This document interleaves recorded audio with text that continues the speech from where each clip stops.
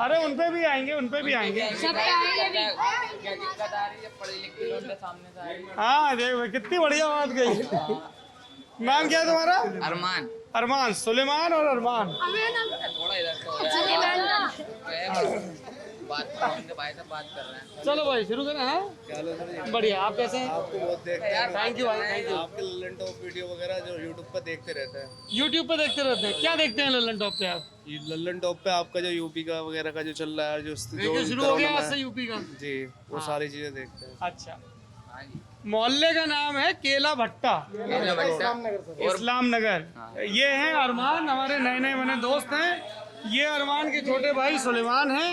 सुलेमान को बड़े होके पुलिस में भर्ती होना है ताकि वो इन सब बच्चों को डंडे से मार सके। और एक ने तो मार भी दिया। गाली गाली दे रहे हैं यार। उसकी वीडियो काट दी जाएगी, ध्यान रखना। उसकी वीडियो दिखाई नहीं देगी। तो कल तुम लोगों ने कौन सी फिल्म देखी है? बिल्लू सांडा। बिल्लू सांडा। ये बिल्लू सांडा कौन है? रात को 3 बजे जेल से फरार। रात को 3 बजे जेल से फरार हैं? बढ़िया। सब तो ये सब लोग एक साथ बैठ के देख रहे थे क्या? कहाँ पे देख रहे थे? इसकी अम्मी ने हमारी दावत करी थी। इसकी अम्मी ने हमारी दावत करी थी। बिरयानी बंटवाई थी। किसकी अम्मी ने?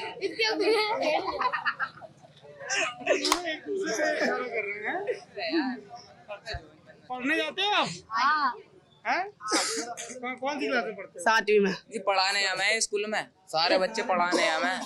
सारे बच्चे पढ़ाने जामे, पढ़ने नहीं आते कोई से ये भी। पढ़ाने जाते हैं? नहीं, मैं पढ़ने आऊँ। हैं? ये मास्टरों को पढ़ाने जामे। सारे बच्चे जबरदस्ती हुए हैं। अच्छा, ये एक नई नई चीज आ रही है। तो क्या पढ़ाने जाते हैं ये? A for apple, B for ball. A for apple, यार ये 7वीं क्लास में थोड़ी पढ़ाते होंगे। ना 7वीं क्लास में भी पढ़ाते हैं। 7वीं क्लास में। तो आप बनोगे क्या? बनोगे क्या? नाम है आपका? अमन। अमन। क्या करोगे बड़े होकर? वकील बन जाएंगे और क्या। मोहसिन भाई से बात करो। पहले आप तो बताओ जो पैरवी कर रहे हो, आपका नाम क्या है? मेरा नाम तारिफ है। आरिफ। क्या करते हो? तारिफ नहीं भाई, तो आरिफ। क्या करते हो आरिफ आप? हम तो कुछ नहीं, चाय बनाते हैं। ये हम चाय बनाते हैं। कहाँ पे चाय? पूछ क्या रहे यार, ये हमारी दुकान है। बताना क्या परेशानी है। अच्छी बात। तो अभी अंदर आ जाए, थोड़ा बड़े लोगों से बात करना है। हाँ, बड़े लोगों से बात। अच्छा हेलो बाहर रहो। नमस्ते जी, क्या नाम है आपका? गुलजार अंसारी। गुलजार अंसारी। एक वो गुलजार साहब ने कमाल की गाने लिखते हैं। आप क्या करते हैं? आप भी कुछ कमाल करते होंगे। नहीं, मेरा प्रॉपर्टी का काम है। अरे प्रॉपर्टी का काम तो कमाल होता ही है। अरे लल्लन टॉप खोले बैठे हो। हाँ, मैं वही खेल रहा हूँ। हैं? देखते हो क्या आप? ये मैं देखता हूँ। क्या बात है। लल्लन टॉप देखते भी हैं। ये भाई देखो, ये शोर नहीं मचाओ। हाँ? अरे ये सब शोर इतना मचा रहे, थोड़ा तुम डांटोगे तो मान जाएंगे। हैं? बिना गाली दिए गाली नहीं देना बेटा, गंदी बात है, आराम से सुनो। गाली दे दे।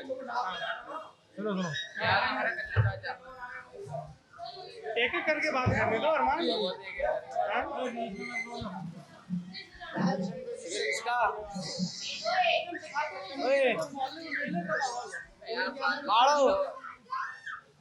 बेटा शैतानी मत करो, सबका आएगा। शैतानी मत करो बिल्कुल भी।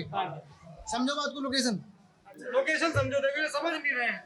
गुलजार साहब है तो गुलजार साहब आप प्रॉपर्टी का काम करते हैं, कैसा चल रहा है काम तो सब बिल्कुल डाउन है। बिल्कुल डाउन है, कुछ नहीं है, बिल्कुल चौपट हुआ पड़ा है। क्या वजह है? मंदा है बिल्कुल, कुछ नहीं है इसमें। क्या है, मोदी ने मार दिया बिल्कुल सबको। बिल्कुल कुछ भी नहीं दिखाई दे रहा। ठेली पटरी वाले सबको परेशान करते हैं। आप लोगों की बात सुनने तो आए ना इतने अंदर, थोड़ा धीरज रखिए, है ना? हाँ जी। बिल्कुल ऐसा चौपट हो चुका है कि रोटी के लिए भी लोग परेशान हैं। अभी मैं वहाँ पे राकेश मार्ग पे था तो वहाँ सब लोग कह रहे थे कि बहुत अच्छा हो गया है, बिजली आती है, लॉ एंड ऑर्डर ठीक है, कानून व्यवस्था अच्छी है। अभी आपने देखा होगा लाइट आ रही थी। अभी आप खुद बताइए कि लाइट आ रही थी अभी? अभी थोड़ी देर पहले आप बाहर खड़े हुए थे तो लाइट आ रही थी नहीं आ रही थी? एक मिनट। अभी आप 2 मिनट पहले जब बाहर थे, आप जब आए थे तो लाइट आ रही थी या नहीं आ रही थी? आप खुद बताइए। नहीं, आपको बताना पड़ेगा। आप थे यहाँ पर, सच्चाई आपको बतानी पड़ेगी। सच्चाई तो मैं बदनाम हूँ सच बोलने के लिए। हैं? सच की तलाश में तो गली गली भटकता हूँ। जी। हाँ, तो अभी 2 मिनट आप बता दीजिए। जी, अब सच ये है कि अब 2 बार लाइट जा चुकी है। अभी आप थे तो 2 बार लाइट जा चुकी है। जी। लाइट की दिक्कत है, सब चीज की दिक्कत है। लाइट की दिक्कत है, काम नहीं है, तो जो नई पीढ़ी के लोग हैं वो बेरोजगार हैं, पढ़ाई की दिक्कत है, कुछ नहीं है। ये दिक्कत कब से शुरू हुई? दिक्कत तो ये किसी से बता रहे हैं? नहीं। बोलो क्या? ना मैं तो ऐसे ही बोल रहा था। अरे ऐसे ही तो नहीं बोल रहे थे यार, कान में कुछ तो मंत्र दे रहे थे। नहीं, कोई मंत्र नहीं है। ऐसा है, अभी नौकरी की दिक्कत कब से हो गई? ये नौकरी की दिक्कत 2014 से है। उसके पहले नौकरी थी? नौकरी लोगों की थी। अच्छा, ये बिना मुस्कुराए नहीं बोले आप? नहीं मुस्कुराए हैं? क्या नाम है आपका? मोहम्मद यूसुफ। एक सेकंड भाई, ऐसे नहीं तो। सबका नंबर है। हाँ, क्या नाम है? मोहम्मद यूसुफ। मोहम्मद यूसुफ साहब क्या करते हैं आप? मैं अब तो चाय की दुकान लेकर बैठा हूँ। ये अच्छा, आरिफ आपके बेटे फादर हैं? आरिफ बेटे हैं। ये देखिए लड़का उल्टा कहता है। ये मोहम्मद यूसुफ साहब आपके वालिद हैं, आपके पिताजी हैं। अच्छा, बढ़िया। यूसुफ साहब, गुलजार साहब कह रहे हैं कि 2014 के पहले बहुत नौकरियां थी, अब नहीं है, सही बात है? नहीं, काम तो है ही नहीं। काम तो पहले 2014 मैं भी पहले काम करता था, अब चाय की दुकान लेकर बैठ गया क्या हूँ। काम करते थे पहले? पहले स्क्रैप का काम था, अब चाय की दुकान लेकर स्क्रैप का। प्रधानमंत्री बनने के चक्कर में चाय की बस मैं भी ये देख रहा हूँ। प्रधानमंत्री बनने के लिए? बिल्कुल सर, ये प्रधानमंत्री बनने के चक्कर में चाय की दुकान लेकर। क्या नाम है आपका? मेरा नाम सर तौहीद है। जी सर। प्रधानमंत्री बनने के लिए? हाँ, इन्हें लग रहा है ऐसा कि अगर जब मोदी प्रधानमंत्री बन सकता है तो हम भी शायद कुछ। आप क्या करते हैं? हमारा मैं सर डिलीवरी का काम करता हूँ अभी फिलहाल। जी बिल्कुल। 2014 से पहले मैं ही बिजनेस करता था सर, लेकिन अब मैं डिलीवरी का काम करता हूँ। अब मेरे पास कोई काम नहीं है, कुछ काम नहीं है सर। पहले आप बिजनेस? हाँ बिल्कुल, 2014 से पहले मैं बिजनेस करता था, स्क्रैप का बिजनेस करता था। आप भी स्क्रैप का करते थे? आप भी करते? नहीं, ये अलग करते थे, मैं अलग करता था। तो क्या ऐसा हुआ 2014 के बाद? 2014 के बाद से सर बहुत सारी प्रॉब्लम आ गई है। जीएसटी ने बहुत ज़्यादा तोड़ा है। उसके बाद गवर्नमेंट रोज ऐसे नए रूल बना रही है जो मुझे भी सही तरीके से नहीं पता है, लेकिन उनकी वजह से बहुत ज़्यादा प्रॉब्लम हुई है और काम हमारा बिल्कुल डूब चुका है सर, बिल्कुल डूब गया, कुछ नहीं बचा। मोहम्मद अजीम। क्या करते हैं अजीम साहब आप? स्क्रैप का काम है। आपका स्क्रैप का काम? यहाँ पे स्क्रैप का काम काफी हो रहा है। जी, गाजियाबाद जो है स्क्रैप का हब है ऑल ओवर इंडिया। थोड़ा सा आगे आ जाइए अजीम साहब, थोड़ा हमारे व्यूअर्स को डिटेल में बताइए स्क्रैप के काम के बारे में। स्क्रैप का काम यहाँ किस तरह का स्क्रैप आता है, कैसे तैयार होता है? एक्चुअली क्या है ना, इंडिया के गाजियाबाद के अंदर जो ऑल ओवर इंडिया से स्क्रैप आती है, किसी भी टाइप की स्क्रैप हो, मशीनरी हो या फिर लोकल के कबाड़ियों की होती है, उस टाइप की भी हो, किसी भी टाइप की स्क्रैप। नोएडा पास है, गुड़गांव भी पास है, तो इसी वजह से गाजियाबाद को बहुत बड़ी जीत है स्क्रैप के काम के लिए। जी, ट्रेडिंग का काम ज़्यादा है यहाँ पर गाजियाबाद के अंदर। स्क्रैप के ट्रेडिंग का काम ज़्यादा है। यहाँ से जो है स्क्रैप गोविंदगढ़ मंडी में सप्लाई होती है, फिर जी मोस्टली वही होती है। और दूसरा गाजियाबाद में मशीनरी का काम ज़्यादा है। कास्टिंग होती है ना, कास्ट आयरन, उसकी मतलब वो कास्ट गाजियाबाद फेमस ही मशीनरी के लिए है। तो जो लाल कुआं है, जी लाल कुआं है, इंडस्ट्रियल एरिया है जितना भी है, वो सब मशीनरी के काम के लिए फेमस है गाजियाबाद। चक्कियाँ यहाँ की फेमस है। चक्कियाँ? जी। तो अभी कारोबार कैसा चल रहा है स्क्रैप? कारोबार की स्थिति अब तो थोड़ी ठीक है। ये समझ लीजिए कि थोड़ा सुधार आ गया है।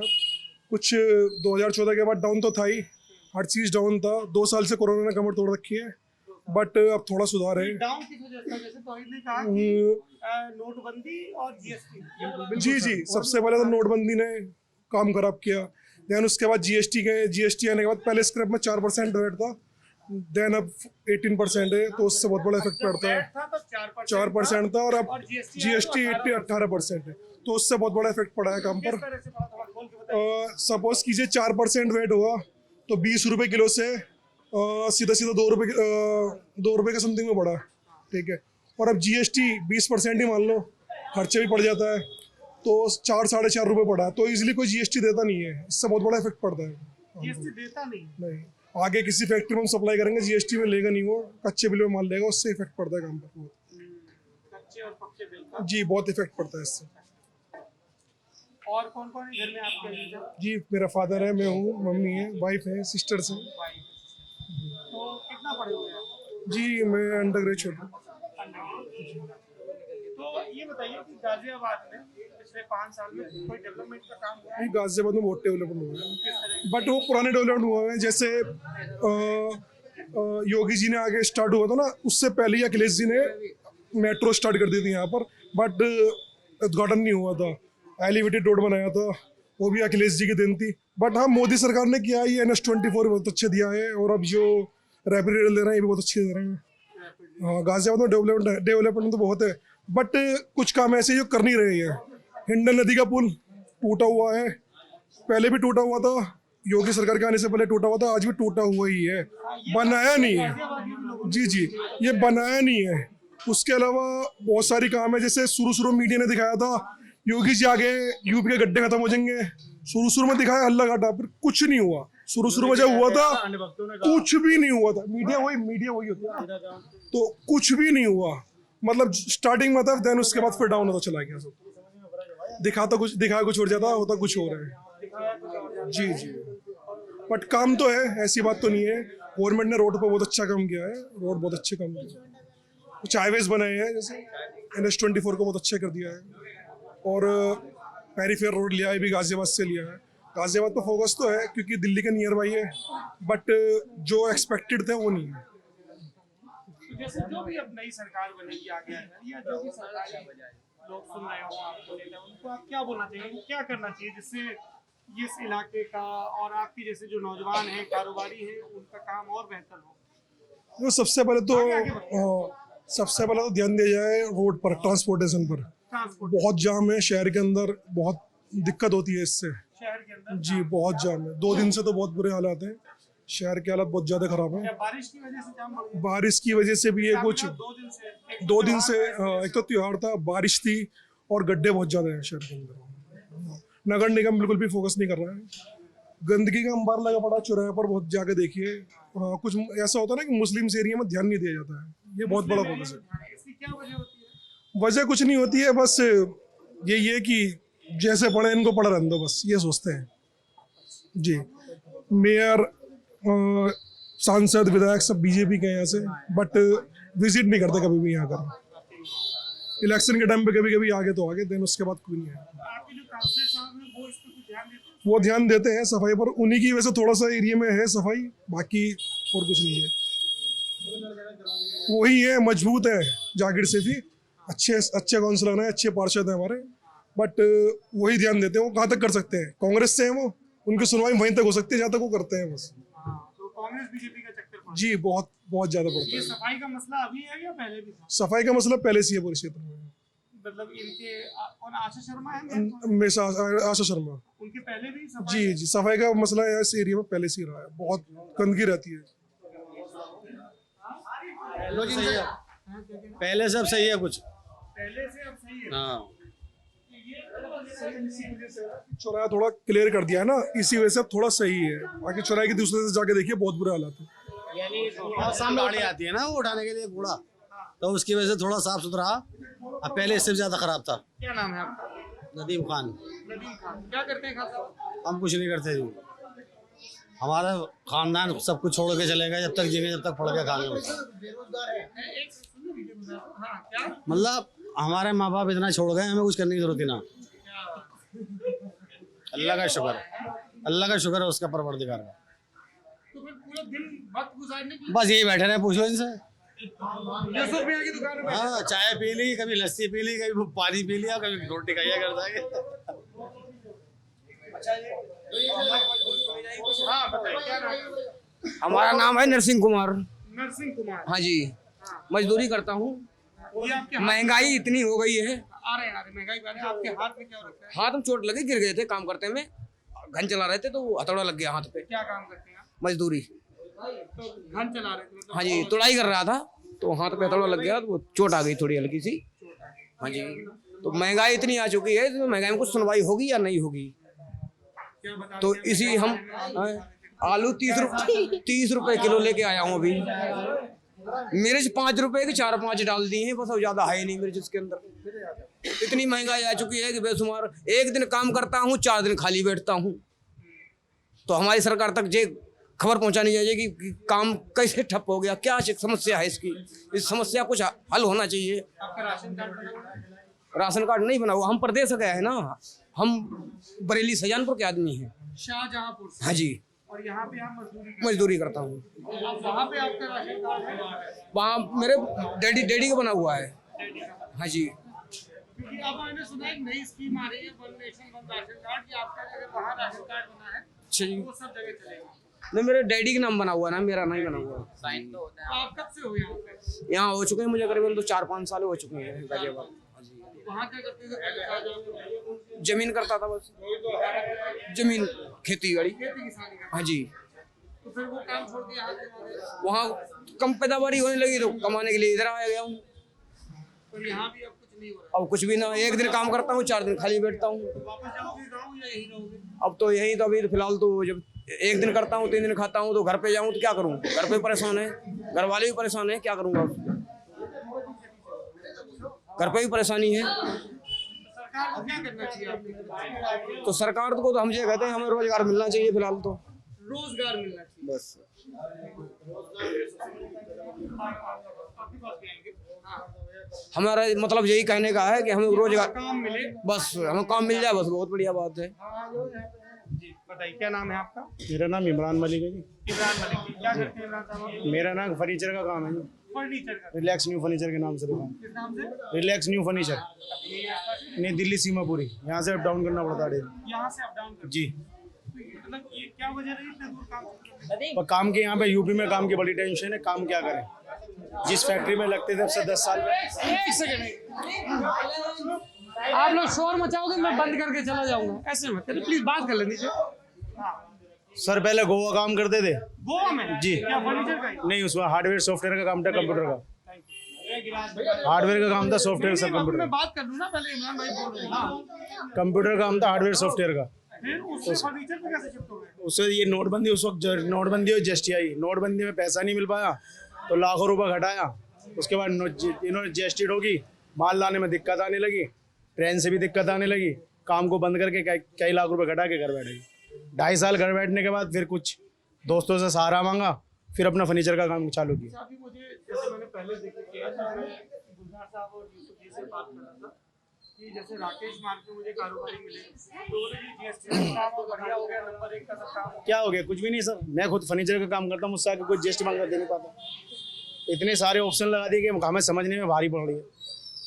18% बनाने के बिल बनाने के कहाँ से लाए बिल बताइए? पहले उसके लिए अपना डॉक्यूमेंट सही करिए, सारी चीज़ें सही करिए, फिर जीएसटी नंबर लीजिए। फिर आप तो पहले हार्डवेयर सॉफ्टवेयर काम करते थे, तब कागज तो तब भी दूसरा। जब जब हमारे कागज गाड़ियों से लग के आते थे, हमारा जो सप्लायर था खुद लगा देता। तो आम जनता के लिए कोई सुविधा नहीं है। यानी कुल मिला के जो नौजवान जब बच्चा आया है, इसके लिए जीएसटी नोटबंदी ने बुरा हाल कर दिया है। कारोबार जिस फैक्ट्री में 10, 12, 20 लगा देते, आज वो 4-5 पे काम चला रहे हैं, और उसमें भी कोशिश करें कि कौन सा छांटे। इतना बुरा हाल है। महंगाई ने कमर तोड़ रखी है, कारोबार के बुरा हाल है। पूरे दिन बैठे रहते हैं, कोई आ जाए तो मिल गया, नहीं तो जिस काम को हम यानी अब से साल भर पहले 4-5 हज़ार कमा लेता, 400-500 कमाने भारी पड़ रहा है खुल फर्नीचर के काम में। इतना बड़ा काम की मंदी है। ये तो बच्चे इन्हें नौजवान कोरोना की वजह से भी थोड़ा ज्यादा। कोरोना से देखिए सर जनाब, जब कोरोना का हमला, मैं तो ये कहूँगा कोरोना की हर इतवार और सोमवार में, इतवार और शनिवार में ही आता है क्या? बाकी दिन नहीं आएगा क्या? अब तो खोल दिया, सब दिन खोल तो बाकी दिन क्यों नहीं? यानी एक दिल्ली में मैं जाता हूँ, केजरीवाल साहब ने बिल्कुल साफ कर रखा, अपने अपनी सुरक्षा खुद करे। यूपी में क्या मसला है? दिया। यूपी में तो खोल दिया ना। कब से? दिल्ली से पहले, दिल्ली के बाद। 1 मिनट, दिल्ली से पहले, दिल्ली के बाद। दिल्ली के बाद तो यानी यूपी में घूमेगा। एक सवाल, दिल्ली में क्यों नहीं जाएगा? क्योंकि वहाँ पे पूरी तैयारी कर रखी है हमने। मैं शायद अपनी बात समझा जी। मैंने ये नोटिफिकेशन देखा था कि इस संडे से अब यहाँ पर भी खोल दिया गया है। सर एक बात बताइए, संडे और इतवार, शनिवार इतवार जो काम के दिन होते हैं हमारे, किसी भी आप लाइन में चले, किसी मार्केट में चले जाइए, संडे और शनिवार हमारा ऐसा दिन होता है कि हर कोई पूरी तैयारी करके आता है भाई ये 2 दिन हमारे कमाई के, बाकी दिन तो बैठने के। यही 2 दिन अगर बंद कर देंगे तो हम कमाएंगे कौन से टाइम में? ये किराया कहाँ से देंगे? 20,000, 30,000, 25,000 बाज के 1 लाख रुपए, 1.5 लाख रुपए शोरूमों के, वो कहाँ से देंगे? यही दिन है हमारे कमाने के और यही बंद है यूपी के अंदर। और यूपी और दिल्ली में आप खुलने सर एक बात बताइए, पर 2 काफी नुकसान हो गया महीने आप 2 महीने अगर आप बंद कर देंगे तो 2 महीने का किराया किसी ने तो माफ कराना है कि सरकार इसका जिम्मेदार होगी। ये नुकसान जो मेरी गाड़ी जो मैं मंदा बेच रहा हूँ इसका जिम्मेदार कौन होगा? क्योंकि मैं तो अपना बजट घर का भी देखना है, दुकान का भी देखना है, किराया बिजली का भी देखना है, तो मैं कहाँ से निकालूंगा? इमरान साहब, सरकार जो है, जब हम लोग सरकार के लोगों से बात करते हैं, ये सवाल पूछते हैं कि भाई कारोबारी ये कह रहे हैं, तो सरकार के लोग ये कहते हैं कि जी महामारी है, अगर बंद नहीं करेंगे तो महामारी फैल जाएगी, फिर दिक्कत। तो जनाब वैसे भी भूखे मर जाएंगे। मैंने देखा, मैंने खुद अपनी दुकान पे देखा है, जो रोज के कमाने वाले वो बेचारे घर पे बहनें आ रही हैं कि भाई घर में बड़ी सख्ती आ गई है, मुझे मदद करो। हम 150 से खुद हम परेशान हैं, लेकिन हमसे जितना होता हम 150 चाहे हिंदू हो या मुसलमान कोई भी कौन सा आ जाए, मैं कुछ से हम अपनी मदद करते हैं 150 से जितने से हो जाए। ये आई हालत क्यों? सवाल ये है, इसकी तैयारी पहले क्यों नहीं हुई? इस अगर आपका कारोबार का नीचे जाएगा डाउन तो हमारा क्या हाल होगा? नौजवान इन्हें कहाँ से लाएंगे खाने के लिए? इन बच्चों को कहाँ से देंगे? ये सोचने वाली बात है, कहाँ से लाएंगे? अगर आप आदमी एक नौजवान बच्चा 300 रुपये रोज कमा रहा है, उसका जब काम बंद हो जाएगा तो क्या करेगा? 2 काम करेगा, या तो क्राइम में हाथ डालेगा या घर बैठ जाएगा, बच्चों के माँ बापों के ताने सुनेगा। ताने नहीं सुनेगा तो क्राइम करेगा। क्राइम इस वक्त देखिए ना, टारगेट कितना बड़ा है क्राइम इस बार, इन 10 सालों में, 8 सालों में, ये देखिए ना आप। तो ये क्यों बढ़ा? वजह यही है कि काम की स्थिति गिरने पर है इस सरकार में और पूरी तरीके से फैला। इस बार तुम तो ये चाहेंगे, सीधी बात है, अखिलेश को लाना, सरकार को बताना। सरकार बदलनी है, बहाली है। हमारे लिए तो कोई भी आए काम करे देश के लिए, अपने एक जाति के लिए काम नहीं करे। एक जाति के काम के लिए नहीं चाहिए, एक जाति के लिए काम के लिए नहीं चाहिए।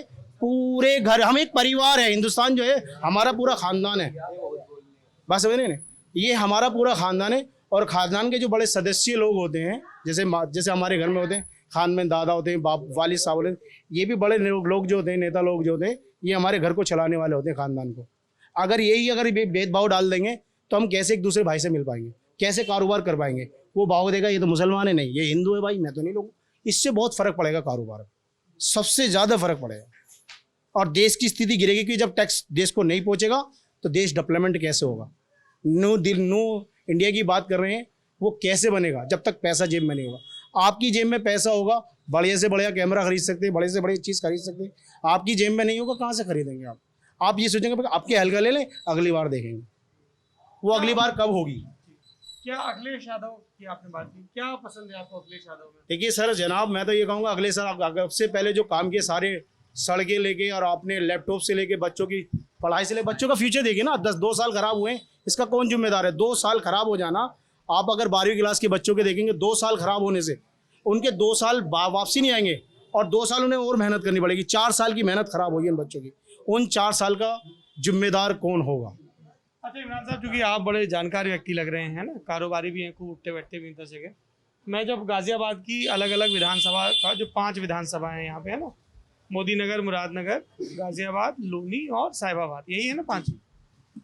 तो मैं जब यहाँ का इलेक्शन का एनालिसिस देख रहा था तो मैंने देखा था कि यहाँ भाजपा और बसपा की ज़्यादा लड़ाई होती है, सपा उतनी लड़ाई में नहीं दिखती अगर पिछले चुनाव की हम बात करें तो सपा यहाँ पे परंपरागत रूप से कमजोर भी मानी जाती है। लोगों ने कहा कि साहब 2007 में फाइट में थे या 12 में थे, बसपा ज़्यादा मजबूत मानी जाती है। क्या वजह थी आपके हिसाब से? देखिए सर, सबसे पहले तो माइंड को डेवलपमेंट किया गया इन 10 सालों में। कभी ऐसा नहीं हुआ कि आप पिछला इतिहास दिखाइए, कभी भी किसी भी पार्टी ने केस लड़ा यानी चुनाव लड़ाओ और ये नहीं कहा कि इस बार मोदी सरकार या इस बार अखिलेश की सरकार, इस बार फलक। तो ये बात शहर के अंदर, सिटी के अंदर, मुल्क के अंदर बात बढ़ गई कि आपका इनका पलटा भारी, इसको वोट दे दो। आपके हर घर मोदी, घर घर मोदी। ये भी इस बार भी ये डेवलपमेंट इसी तरीके से किया गया कि माइंड को सेट कर लो। पूरी मेहनत इस तरीके से की गई है। नहीं, मैं अपना सवाल दोहरा देता हूँ जी इमरान साहब। मेरा सवाल ये है कि गाजियाबाद में जब हम लोग इलेक्शन की परफॉर्मेंस देखते हैं तो सपा के मुकाबले बसपा ज़्यादा मजबूत दिखती है। जब पिछले 2-3 चुनाव, देखिए उन्होंने उस बार भी काम किया था अपने टाइम में।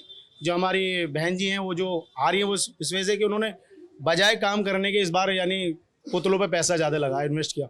इस बार उतरने की ये वजह रही मायावती ने पुतलों में जो जैसे हाथी वगैरह रहे। हाँ, तो वो अगर वो पैसा अगर जनता के अंदर लगता, बच्चों के, नौजवानों के अंदर लगता, कारोबार के अंदर लगता, देश को बढ़ाने में लगता तो ज़्यादा बेहतर काम आता।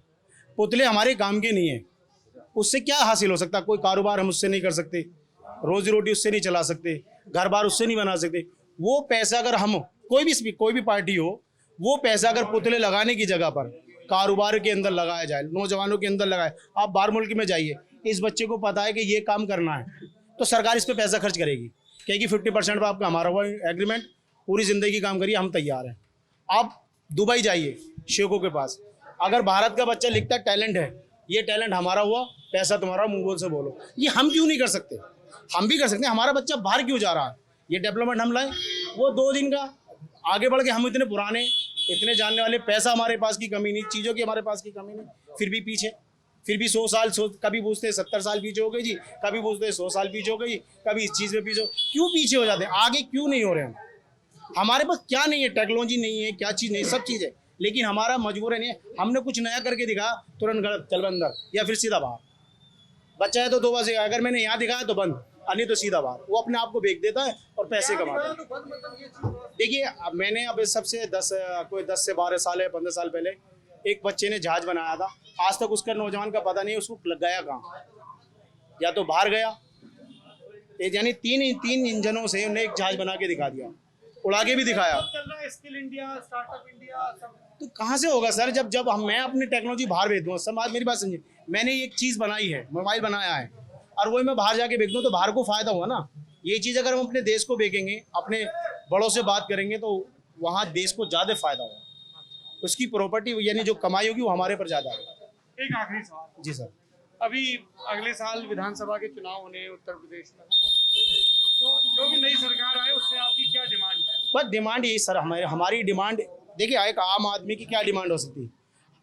यानी अब से 10 साल पहले जाएं, मैं तो ये कहूँगा 10 साल पीछे जाने के बाद, कि 10 साल पीछे जाने के बाद हर किसी के पास ये था कि भाई मैं 1-2 पैसे जुड़ गए, मैं कोई सामान खरीद लेने, जैसे ज़मीन या कैसे कुछ भी लगा लीजिए।